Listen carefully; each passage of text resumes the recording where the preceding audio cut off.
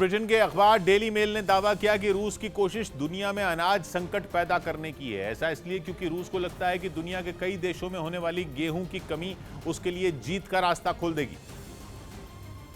क्योंकि जंग जितनी लंबी खिंचेगी, दुनिया के सामने अनाज का संकट उतना ही गहराएगा। असल में यूरोप के कई देशों में गेहूं का बड़ा हिस्सा यूक्रेन से आता है और रूस ने वहां से अनाज के निकलने के सारे रास्ते बंद कर दिए हैं, जिसके बाद यूरोप के कई देशों में गेहूं के दाम आसमान छूने लगे हैं। अमेरिका का दावा है कि अगर इस समस्या से निपटने का रास्ता अगले कुछ हफ्तों में नहीं खोजा गया तो दुनिया अकाल के मुहाने पर आकर खड़ी हो जाएगी। तो वहीं इथियोपिया और यमन में तो अनाज की किल्लत काफी ज्यादा बढ़ चुकी है। पश्चिमी मीडिया का आरोप है कि रूस बिल्कुल यही चाहता है, इसलिए उसने काफी पहले यूक्रेन के अनाज को कब्जे में लेना शुरू कर दिया था, ताकि इसके लिए अमेरिका के अलावा यूरोप के बाकी देश उसके सामने झुकें और बदले में वो खुद पर लगे प्रतिबंधों को हटाने की मांग कर सके।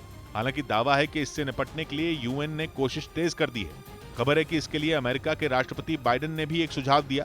उनकी राय थी कि ट्रेन के जरिए पोलैंड होते हुए गेहूं को बाकी देशों तक पहुंचाया जाए, लेकिन रूस इसके लिए राजी नहीं है और यही वजह है कि हर गुजरते दिन के साथ यूरोप पर अकाल का संकट गहराता जा रहा है।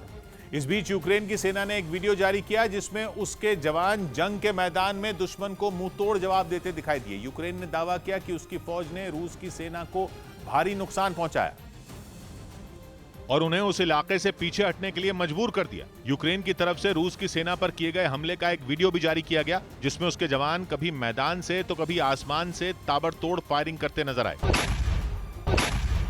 दुश्मन के ठिकानों का पता लगने के बाद यूक्रेन के सैनिकों ने धावा बोल दिया और उन पर ताबड़तोड़ गोलाबारी की। दुश्मनों को ढेर करने के बाद यूक्रेन के कुछ सैनिक वहां बने मकानों की तरफ जाते दिखाई दिए, क्योंकि उन्हें यह शक था कि उन मकानों में रूसी सैनिक छिपे हो सकते हैं।